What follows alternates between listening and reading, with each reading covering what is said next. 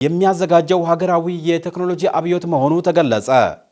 ኢትዮጵያ የዲጂታል ኢኮኖሚ ግንባታዋን ለማፋጠንና ወጣቶችን የቴክኖሎጂ ባለቤት ለማድረግ ካለመቻቸው ትልልቅ ኢኒሼቲቮች መካከል በጠቅላይ ሚኒስትር ዶክተር አብይ አህመድ አሳብነት ከተባበሩት አረብ ኤምሬትስ መንግስት ጋር በትብብር የሚተገበረው የኢትዮ ኮደር ስልጠና በግንባር ቀደምትነት ይጠቀሳል። ይህ በዓለም አቀፍ ደረጃ ተፈላጊ የሆነው እንደ መሰረታዊ ዳታ ሳይንስ፣ መሰረታዊ ፕሮግራሚንግ፣ መሰረታዊ አርቲፊሻል ኢንተለጀንስ እና መሰረታዊ አንድሮይድ ዴቨሎፐር ያሉ አራት ወሳኝ የቴክኖሎጂ ዘርፎችን ያካተተ ነፃ የኦንላይን ስልጠና ሀገራችን ወደ ሙሉ ዲጂታላይዜሽን የምታደርገውን ጉዞ የማፋጠን ትልቅ አቅም እንዳለውም ተገልጿል። ስልጠናው ወጣቶች መረጃዎችን የመተንተን ውህድ አርቲፊሻል ኢንተለጀንስን የመተግበርና ሞባይል መተግበሪያዎችን የመስራት አቅማቸውን በማጎልበት በአገር ውስጥም ሆነ በዓለም አቀፍ ደረጃ የስራ ዕድሎችን እንዲያገኙ መንገድ ከመክፈቱን ባሻገር የራሳቸውን የቴክኖሎጂ ድርጅት በመመስረት ሀገራዊ ችግሮችን በዲጂታል መፍትሄዎች እንዲፈቱ ከፍተኛ አስተዋጽኦ ያበረክታል። ጠቅላይ ሚኒስትር ዶክተር አብይ አህመድ የኢትዮጵያ ወጣቶች ክረምታቸውን በከንቱ እንዳያልፍ ሊፈቅድ የማይገባ ትልቅ ዕድል መጥቷል ሲሉ ገልጸው የሚሰጠው የምስክር ወረቀት ዓለም አቀፍ እውቅና ያለው በመሆኑ ሚሊዮኖች ቀድሞ የወሰኑበትን ይህንን ነፃ ዕድል ወጣቶች እንዲጠቀሙም ጥሪ አቅርበዋል። ዘገባው የኢትዮጵያ ብሮድካስቲንግ ኮርፖሬሽን ነው።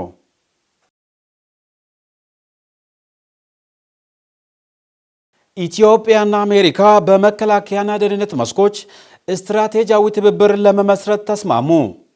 ኢትዮጵያና አሜሪካ በመከላከያና ደህንነት መስኮች ሁለንተናዊ ስትራቴጂያዊ ትብብር ለመመስረት ከስምምነት ላይ ደርሰዋል። በመከላከያ ሚኒስቴር የውጭ ግንኙነትና ወታደራዊ ትብብር ዋና ዳይሬክተር ሜጀር ጀነራል ተሾመ ገመቹ የተመራው ከፍተኛ የወታደራዊ ልዑካን ቡድን በአሜሪካ የሥራ ጉብኝት አድርገዋል። የልዑካን ቡድኑ ጉብኝቱ ከአሜሪካ መከላከያ ሚኒስቴር ወይንም ፔንታጎን የአፍሪካ ጉዳዮች ምክትል ረዳት ሚኒስትር ቢሪያን ጄ ኤልሰን እና ሌሎችም ከፍተኛ አመራሮች ጋር በሁለትዮሽ የጋራ ግንኙነት ዙሪያ ተወያይተዋል። በውይይታቸውም የሁለቱን ሀገራት ወታደራዊና ዲፕሎማሲያዊ ትብብሮችን ወደ አዲስና የላቀ ምዕራፍ ለማሸጋገር ከመግባባት ላይ ደርሰዋል። የሁለቱም ሀገራት የመከላከያ ተቋማት ትብብርን ለማስፋትና ስትራቴጂያዊ ቅንጅት ይበልጥ ለማጠናከር ከስምምነት መድረሳቸው ነው የተገለጸው። ስትራቴጂያዊ ትብብሩ በዋናነት ብሔራዊ ጥቅምና የጋራ ተጠቃሚነትን ለማረጋገጥ እንዲሁም የጋራ መተማመንን በማጠናከር በአፍሪካ ቀንድና በሰፊው ቀጠና ዘላቂ ሰላም፣ ደህንነትና መረጋጋትን ለማስፈን ያለመ መሆኑም ተገልጿል። ሁለቱ ወገኖች የደረሱትን የትብብር ማዕቀፎችም በፍጥነት ወደ ተግባር ለማስገባትና ወደ ተሻለ ስትራቴጂያዊ አጋርነት ለማሳደግ ያላቸውንም ቁርጠኝነት አረጋግጠዋል። ዘገባው የፋና ሚዲያ ኮርፖሬሽን ነው።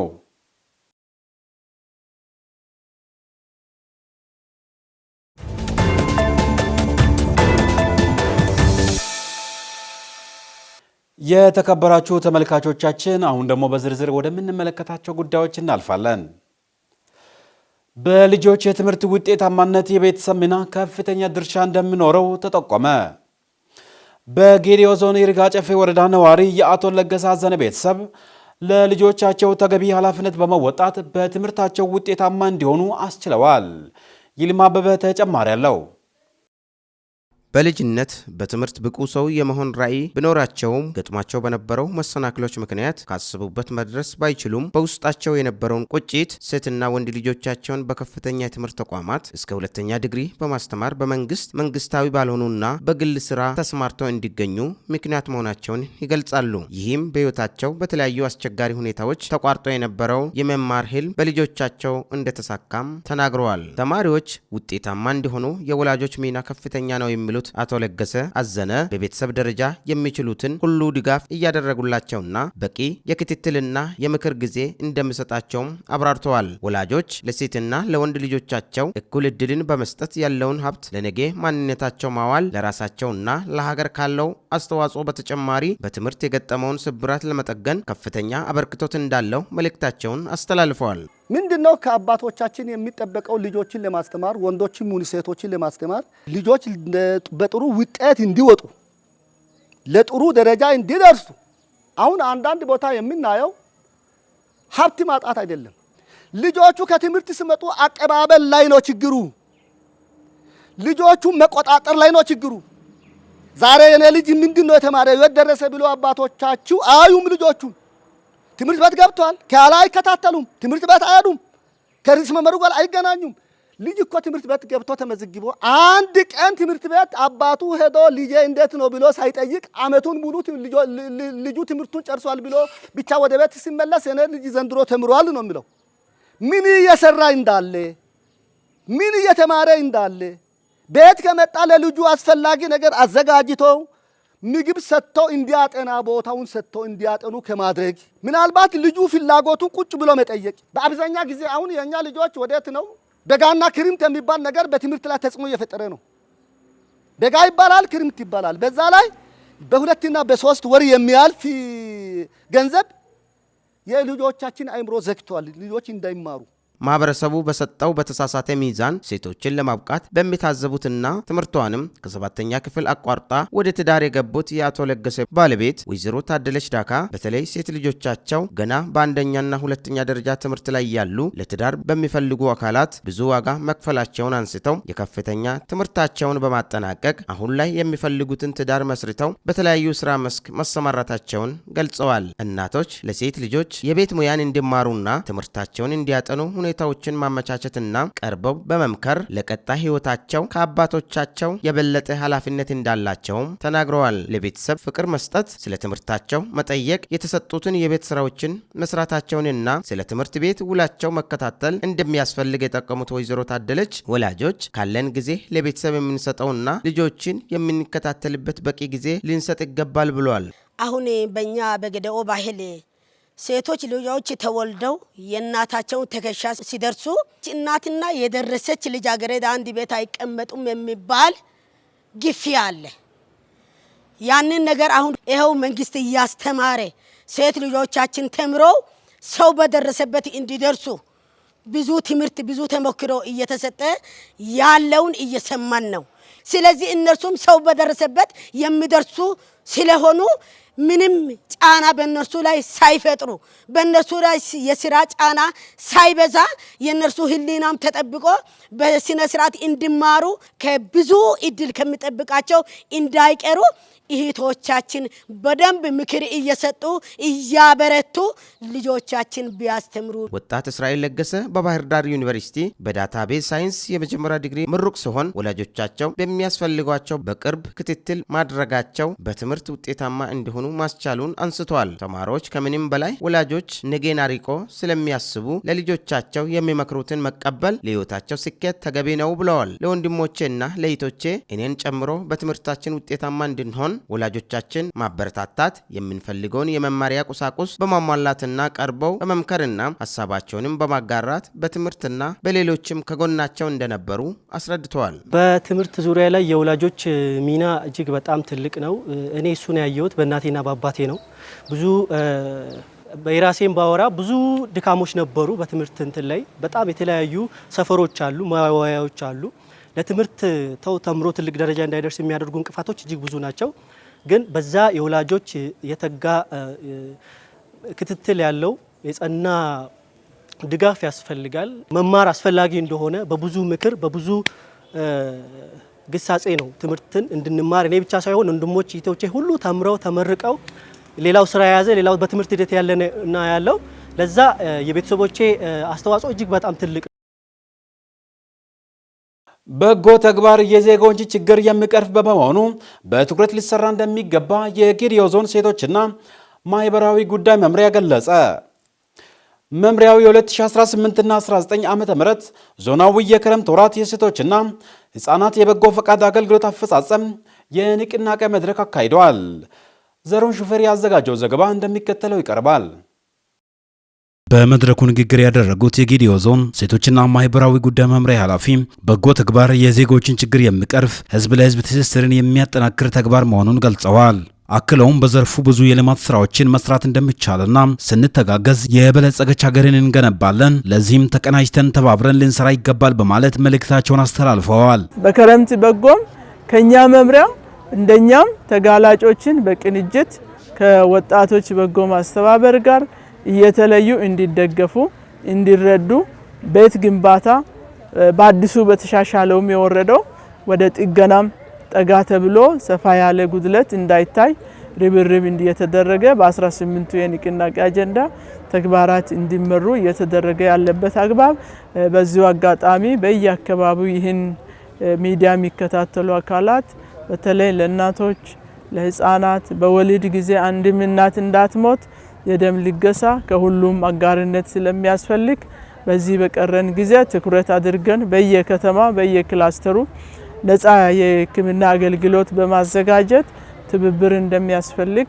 ይሄን ሁሉም ወስዶ በየመዋቅሩ ርብርብ ማድረግ ያለበት ነው። በቀሪ ተግባራትም በጋራ ትስስር ፈጥረን እቅዶቻችንን ገምግመን ለውጤት አምጪ በሆነ ስራ መስራት አለብን የሚለውን ሐሳብ አክላለሁ። አመሰግናለሁ። በመምሪያው የሴቶችን ተሳትፎና ንቅናቄ ማስተባበሪያ ዳይሬክቶሬት ባለሙያ በጎነት ድንበር የሌለው ተግባር በመሆኑ አቅመ ደካሞችና የእኛን ድጋፍ የሚሹ ወገኖች ስላሉ ተባብረን ችግራቸውን ልንታደግ ይገባል ሲሉ ገልጸዋል። ክረምት ሁሌ የሚሰሩ ስራዎች መካከል ሴቶችን፣ ህፃናትን፣ አረጋውያን የተለያዩ ችግር ውስጥ ያሉ አካላትን ድጋፍ እንዲያገኙ የበለጠ ከዚህ በፊት ከምንሰራው ስራዎች የበለጠ በዚህ 2 ወር ውስጥ ተጠቃሚ እንዲሆኑ የሚሰራበት ስራዎች አሉ። ህፃናትና ሴቶችን የተለያዩ አዳዲስ ቤቶችም ግንባታም ሆነ እንዲገነቡ እንዲጠገኑ ህብረተሰቡን በማስተባበር እንዲሁም በተለይ ከህፃናት ያው የትምህርት ወቅት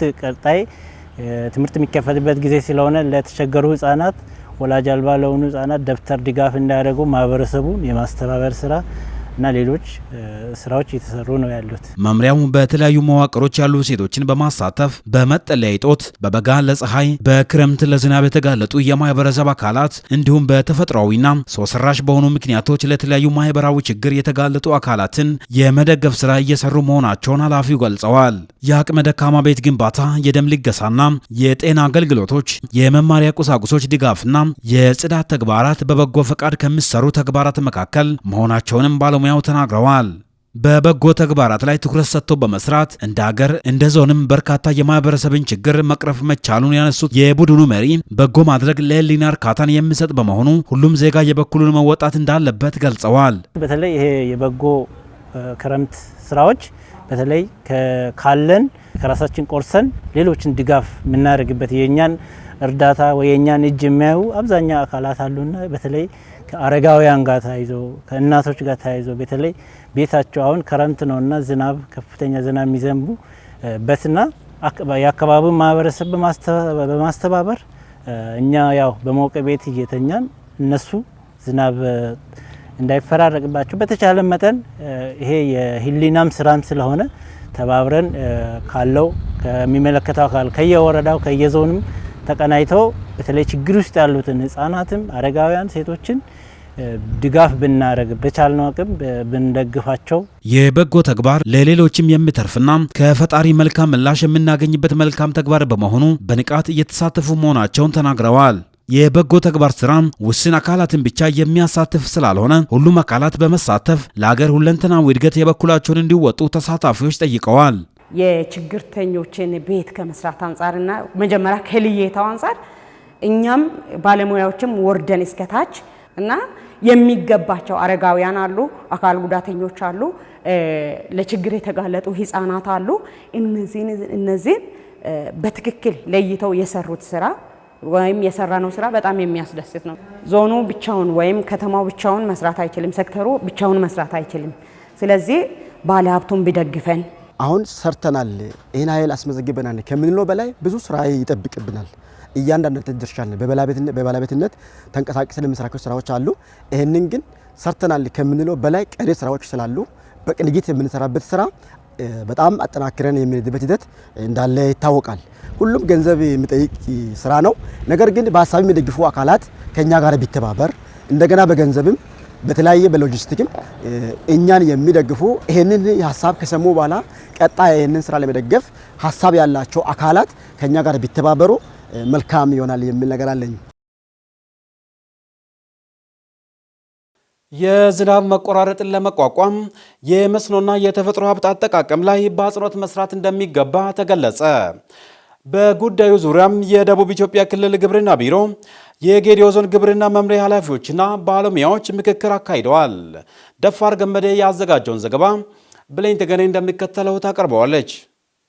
በኢሊኖ ክስተት ምክንያት የዝናብ መቆራረጥ በምግብ ሉዓላዊነት ላይ የሚያደርሰው ተጽዕኖ ለመቀነስ በዞኑ ያሉ የመስኖ አማራጮችንና የተፈጥሮ ሀብቶችን በአግባቡ መጠቀም የግብርና ስራን ማሳለጥ እንደሚገባ ተገልጿል። በመድረኩ የተገኙት የደቡብ ኢትዮጵያ ክልል ግብርና ቢሮ ዲላ ክላስተር ማስተባበሪያ አማካሪ ጽህፈት ቤት ኃላፊ አቶ አበባየው ኢሳያስ የዝናብ መቆራረጥን ለመቋቋም የተቀናጀ ግብርናን ማስፋት፣ ፈጣን ምርት የሚሰጡ የሰብል ዝርያዎችን መጠቀም እንደሚገባም ጠቁመዋል። ወራጅ ወንዞች አሉ፣ የተቆፈሩ ጉድጓዶች አሉ፣ ምንጮች አሉ፣ እንዲሁም የመስኖ የተገነቡ መስኖዎች አሉ፣ ሚሰሩ አሉ፣ ጥገና የሚፈልጉ መስኖችም አሉ። በዚህ ልክ ለይቶ ከመሄድ አንጻር እነኚህ እድል ተጠቅሞ እዚህ ላይ ልዩ ትኩረት ሰጥተን መስራት እንዳለብን ተግባቦት ፈጥረናል። አጭር ጊዜ የሚደርሱ ሰብሎች ላይ ስራስሮች ላይ ፍራፍሬዎች ላይ አታክልቶች ላይ ፎከስ አድርገን መስራት እንዳለብን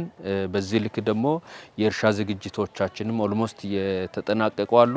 በተለይም በቡናና በእንሰት ምርታማነት ጎን ለጎን የእንስሳት የአሳና ሌሎች ዘርፎችን በማስፋት የአርሶ አደሩን ተጋላጭነት መቀነስ እንደሚያስፈልግም ኃላፊው አስረድተዋል። ኃላፊው አክለውም የሌማት ትሩፋን ንቅናቄን ጉድለቶችን በማረምና ጠንካራ ጎኖቹን በማጠናከር ለምግብ ዋስትናና ለተመጣጠነ ምግብ ማረጋገጫ መጠናከር አለበትም ብለዋል። ከእንስሳት መኖና እንስሳት ጤና ጋርም ታይዞ ሊከሰቱ የሚችሉ እንስሳት ወረርሽኖችም ካሉ ክትባት ቅድመ ዝግጅትም ላይ ቅድመ ምርመራና ትንበያ ላይም ልዩ ትኩረት ተሰጥቶ እንዲሰራ ተግባቦት የፈጠርንበት ሁኔታ አለ። ከቡና ዘርፍ ስራችንም አንጻር አሁን እንደ ገዶ ዞን ቡና የቀላባቸው አካባቢዎች አሉ። በዝናብ እጥረት ግን ቡና ፍሬ በተገቢ መንገድ ከመያዝ አንጻር ሊመጣ የሚችለውን አደጋ እንዴት ተቋቁመን ቡናን ምርትና ምርታማነት ውጤታማነት እንዴት ከፍ እናድርግ የሚለው ላይ እሱ ላይ ቡና ላይ ምን ላይ ፎከስ አድርገን መስራት እንዳለብን ከቡና ዘርፍ ስራችንም አንጻር በእቅዱ ላይ ተመላከቱ ነገሮች ላይ ተግባብተናል። መድረኩን የመሩት የጌዴኦ ዞን ምክትል አስተዳዳሪና የግብርና መምሪያ ኃላፊ አቶ ተገኝ ታደሰ ግብርና የምግብ ምርት መሰረት በመሆኑ በዘርፉ የሚታዩ ችግሮችን በመለየት የተቀናጀ ድጋፍና ክትትል ሊደረግ እንደሚገባም ጠቁመዋል። ዞኑ በርካታ ወንዞች ያሉት በመሆኑ የውሃ ሀብቱን ወደ ግብርና ዘርፍ በመጠቀም የመስኖ ስራ ማስፋት፣ ውሃን በቴክኖሎጂ አከማችቶ መጠቀም ያስፈልጋልን ብለዋል። እንደኛ ዞን ወንዞች አሉ፣ ጅረቶች አሉ፣ ምንጮች አሉ። ይህ ትልቅ እድል ነው። ስለዚህ እነኚህን ጉዳዮች በተገቢ መንገድ በተደራጀ መንገድ ወደ ስራ እንዲገባ የማድረግ ስራ ሊሰራ ይገባል። ሁለተኛ ተቋማት አሉ። የመስኖ ተቋማት ተገንብቶ በቀላሉ መጠቀም የምንችሏቸው በቀላል ጥገና ወደ ስራም ደግሞ የምናስገባቸው የመስኖ ተቋማት አሉ። እነኚህ ጉዳዮችን በአግባቡ ወደ ስራ የማስገባት ነገር በትኩረት የሚሰራ ነው ሊሆን የሚችለው። ቶሎ የሚደርሱ የሰብል አይነቶችን ለአርሶ አደር እንዲደርስ የማድረግ ብቻም ሳይሆን ሌሎች ግብአቶችን የአፈር ማዳበሪያ እንበለው ሌሎች ጉዳዮችም አሉ። እነኚህ ነገሮችን በትኩረት ለአርሶ አደር እንዲደርስ የማድረግ አርሶ አደሩን የማንቃት አርሶ አደሩ በዚህ ስራ ድሮ ከሚያደርገው የተለየ ርብርብ እንዲያደርግ የምናደርግበትን ሂደት እንከተላለን። የዞኑ ግብርና መምሪያ ምክትል ኃላፊ አቶ በድሉ አየለ በበልግ ወቅት የተዘራው 137 ሄክታር መሬት የምርት ማነስ ማሳየቱንና በመኸር ወቅትም ከ26000 ሄክታር በላይ ታቅዶ እስካሁን 31 በመቶ ብቻ መታረሱን ጠቁሟል። አርሶ አደሩ ዝናብን ብቻ ሳይጠብቅ በአጭር ጊዜ የሚደርሱ የጓሮ አትክልቶችን በማምረት የቤተሰብ ገቢና የምግብ ዋስትና እንዲረጋገጥ ትኩረት እንደሚሰጥ አቶ በድሉም አስታውቋል። ወደ 1037 በሚደርሱ ሄክታሮች ላይ የተወሰነ የምርት ማነስ ወይም ደግሞ የዝናብ እጥረት ባጋጠመ ምክንያት በከፊል ጉዳት እንደደረሰም ጭምር የገመገምናቸው ነገሮች አሉ። የመኸር ዝናብ እንግዲህ ከሐምሌ አጋማሽ ጀምሮ ይገባል ተብሎ በካላንደር የሚታወቅ ሲሆን ግን ደግሞ ስቲል ነው አንዳንድ ወረዳዎች ታች ላይ ስናይ የመኸር ዝናብ ያልገባበት መግባብ እንደ ትልቁ ስጋት ስለሆነ እሱን ላይ ነው ውይይት እያደረግን የመጣችሁትና አመታዊ ላይ ያቀድነው ወደ 26000 ሄክታር አካባቢ መኸር ላይ እናለማለን ብለን አቅደናልና ከዛ ውስጥ ደግሞ አሁን የተዘራው 31% ነው። ስንገመግም 31% ነው። ዝናብን የሚቋቋም ሰብሎች ተለይቶ በዚህ ልኩ ታች ላይ በአጭር ጊዜ የሚደርሱ ሰብሎች እንደነ ጓሮ አትክልት ያሉትን ማልማት እንዳለብንም ጭምር እሱን የጋራ የተግባባንበት አግባብ አለ። የዞኑ ግብርና መምሪያ ቡናና ቅመማ ቅመም ጽህፈት ቤት ኃላፊ አቶ አማኑኤል ወርቁ ወጥነት የሌለው ዝናብ በቡና ምርት ላይ ጫና እያሳደረ በመሆኑ በተለይም የተተከለውን ቡና ከውሃ እጥረት መታደግ እንደሚገባም ገልጸዋል። በኮቾሬ ወረዳ የተጀመረው የውሃ አቅርቦት ስራ በሌሎች ወረዳዎች በማስፋት ልምድ መለዋወጥ እንደሚገባም ኃላፊው አስገንዝበዋል። ቀደም ብሎ ዝናብ ገብቷል፣ ግን ቀድሞ ደግሞ የወጣበት ሁኔታዎች አሉ። ይሄ በምርት ሂደቱ ላይ ችግር የሚገጥመን መሆኑንም ጭምር እያየን ያለንበት ሁኔታዎች ናቸው ያሉት። እንደ ቡናም እንደምናውቀው ቡና ያው ጌዴኦ ዞን በቡና በስፋት በማምረትም በማቅረብም ይታወቃል። ነገር ግን በዘንድሮ ላይ ያለው ምቹ አጋጣሚ የምርት ይዘቱ የተሻለ ቢሆንም ነገር ግን ደግሞ በቂ ዝናብ ባለማግኘቱ ምክንያት የሚፈለገውን ጥራት ያለውን ደረጃ ጥራቱን የጠበቀ ምርት ለማግኘት እንደ ችግር ሊያጋጥመን ይችላል የሚሉ ስጋቶች አሉ። ይህንን ደግሞ ለመከላከል ያሉንን አማራጮችን ያሉንን የውሃ አማራጮችን በመስኖ ዙሪያ ላይ ያሉ ማሳዎች እንዲሁም ደግሞ በወንዝ አካባቢ ላይ ያሉት ማሳዎችን ወደ ማሳ ውስጥ ውሃን በመጥለፍ የቡና ሰብል እንዳይጎዳ መከላከል ያስፈልጋል። የመድረኩ ተሳታፊዎች በበኩላቸው የማዳበሪያና የሰብል እጥረት ለህብረተሰቡ ተጨማሪ ችግር እንዳያመጣ የቅርብ ክትትል ድጋፍ ማድረግ እንደሚገባም ጠቁመዋል። የዝናብ መቆራረጥ በምግብ ዋስትና ላይ አሉታዊ ጫናን እንደሚፈጥር የጠቆሙት ተሳታፊዎቹ ይህም እንዳይከሰት የሚመለከታቸው አካላት ድጋፍና ክትትል እንዲያደርጉም ጠይቀዋል። ዞኑ ያለውን እምቅ አቅም በመግለጽ ወቅቱን የዋጀ ፈጣንና ተአማኒ መረጃን ለማህበረሰቡ ለማድረስ ሚዲያዎች በቅንጅት መስራት አለባቸው ተባለ። በጌዴኦ ዞን የሚዲያ ፎረም ለማቋቋም ያለመ ውይይትም ከተለያዩ ሚዲያ አካላት ጋር ተደርጓል። ተጨማሪ ያለን ይህ ፎረም በተሳካ ሁኔታ ስራ ሲጀምር በተቀናጀ መልኩ ተቋማትን ክትትልና ድጋፍ በማጠናከር ህዝቡ የበለጠ መረጃ እንዲያገኝ በማድረግ የተቋማትን ግልጸኝነትና ተጠያቂነትን በመፍጠር በመረጃ የዳበረ ማህበረሰብን በመገንባት ሂደት ውስጥ ዞናዊ፣ ክልላዊና ሀገራዊ አንድነትን እንደሚያጠናክርም ተጠቁመዋል። ዞኑ ያለውን እምቅ አቅም አጉልቶ ለማሳየት የሚዲያ ፎረም ትልቅ አቅም መሆኑን የገለጹት የጌዴኦ ዞን መንግስት ኮሚኒኬሽን አገልግሎት ኃላፊ ወይዘሮ ዜና ማሞ ሚዲያዎች ተቀናጅተው በመስራት ፈጣን፣ ወቅታዊና ተአማኒ መረጃዎችን ለህዝቡ ለማድረስ ትልቅ አስተዋጽኦ እንዳለውም ጠቅሰዋል። ሚዲያ ፎረም ያስፈለገው ጉዳይ ምንድነው? ጉልበት ለመፍጠር ነው፣ አቅም ለመፍጠር ነው። በአካባቢያችን ያልተነኩ ድልብ አቅሞች አሉ። ድልብ አቅም ስንል ያልተነኩት ሁባ ባህሎች አሉ። ደርሰን ያልሰራናቸው ብዙ የቱሪዝም ቦታዎች መዳረሻዎች አሉ። በዩኔስኮ የተመዘገበ ሰፊ የተመዘገቡ ቅርሶች አሉ፣ ጥብቅ ደኖች አሉ። እነዚህን መድረስ የምንችለው በተደራጀ ኃይል በተደራጀ ጉልበት በመሆኑ እነዚህን ጉልበት ለመፍጠር ኃይል በመፍጠር ልምድ ሼር በመደራረግ የተሻለ አቅማችንን ለማጠናከር ፈልገን ነው ያደራጀ ነው። ይሄ ብቻ ሳይሆን መንግስት እንደ መንግስት ደግሞ በሚዲያዎች አሁን ሰብሰብ ብሎ አንድ አቅም ሆነው መንቀሳቀስ አለባቸው ተብሎም የተቀመጡ ትልሞች ስላሉ እነዚህን ትልሞች ለማሳካትም እንደ መንግስት ኮሚኒኬሽን ይህን ኃላፊነታችንን የተወጣ ነው። በዚህ መንገድ ነው የሚዲያ ፎረሙ የሐሰተኛ መረጃዎችን አቅም በማዳከም ትክክለኛ መረጃ ለህዝቡ እንዲደርስ አቅም እንደሚሆን የጠቆሙት ወይዘሮ ዜና ከዚህ በፊት የነበረውን ቅንጅት በማጠናከር ሚዲያዎች በትብብር የሚሰሩበትን እቅድ በመንደፍ በጋራ በመረጃ የበለጸገ ማህበረሰብን ለመፍጠር እንደሚሰራም ገልጸዋል። በቀጣይ ያሰብነው ምንድነው? እንግዲህ የራሳችን እቅድ ይኖረናል። ሁሉም የራሱ ተልዕኮ አለው። ይሄን ተልዕኮ በተጠናከረ መልኩ ለህዝቡ ተደራሽ የሚያደርግበትና የመንግስት አዳዲስ ስራዎች ወቅታዊ ስራዎችን በምን አይነት መልኩ እንቀጥል የሚለውን የራሳችን እቅድ አዘጋጅተን የራሳችንን እቅድ ብቻ አይደለም በግንኙነት አግባባችን በተጠናከረ መልኩ ከዚህ ቀደምም የተሻሉ ስራዎችን እየሰራን ቆይተናል። ይሄን እየሰራን የነበረው ነገር ደግሞ የበለጠ አዳብረን ህዝባችንን የበለጸገ ወይም ጥራት ያለው መረጃ እንዲያገኝ በመረጃ የበለጸገ ዜጋ እስከሚፈጠር ድረስ እንሰራለን በሚል ተባብረን እንደምንሰራ ቃል ተገባብተን ነው የተለያየ ነው። የፎረሙ መቋቋም ከዚህ በፊት በዞኑ የሚገኙ የተለያዩ የሚዲያ አካላት በተናጠል ይንቀሳቀሱ የነበሩበትን ሁኔታ በመቀየር በጋራ ተቀናጅተው እንዲሰሩ አቅም የሚፈጥር መሆኑን የገለጹት የጌዴኦ ማህበረሰብ ቴሌቪዥን ስራ አስኪያጅ አቶ ደሳለኝ በቀለ ይህም የተሻለ ውጤት እንዲመጣና ለህዝቡ ፈጣንና እውነተኛ መረጃ ለማድረስ የሚረዳ በመሆኑ ተጠናክሮ መቀጠል እንዳለበት ጠቅሰዋል። እንግዲህ ይህንን ዛሬ የሚዲያዎችን ፎረም በምንመሰረትበት ጊዜ እንደ ሀገራዊ ምክክር እየተደረገ ነው ያለው። ሀገራዊ ምክክሩ አንድም ከዚህ በፊት በተናጠል ሲካሄዱ በነበሩ ጉዳዮች ላይ የጋራ መግባባትን ለመፍጠር ነው። እንደ ዞናችንም ደግሞ በሚዲያዎች በዞን ውስጥ በሚንቀሳቀሱ ሚዲያዎች ለየቅል ወይም ደግሞ ለየብቻቸው አጀንዳዎችን ይዘው እየሰሩ ነበረ። በጋራ ሰብሰብ ብለው ተደምረው በጋራ ጉዳዮች ላይ የጋራ አቋም እየያዙ ከሰሩ በተናጠል ተሰርቶ ከሚመጣው ውጤት የላቀ የጋራ ውጤት ማምጣት እንደሚቻል ማሳካት እንደሚቻል ለማረጋገጥ ስለሚያስችል በዛ ደረጃ የጋራ ትብብሩ ጠቃሚና እጅግ አስፈላጊ ወቅታዊም ነው የሚል እምነት አለኝ። ሚዲያዎች በአቀራረብ የራሳቸው የሆነ ይዘት ቢኖራቸውም ዞናዊና ሀገራዊ ጉዳዮች ላይ በጋራ መስራት አለባቸው ያሉት የደቡብ ሬዲዮና ቴሌቪዥን ድርጅት ይርጋ ጨፌ ቅርንጫፍ ስራ አስኪያጅ አቶ ሀብታሙ ደመቀ ይህም የህዝብን የልማት ጥያቄ ለመመለስ ትልቅ አስተዋጽኦ እንዳለውም ተናግረዋል።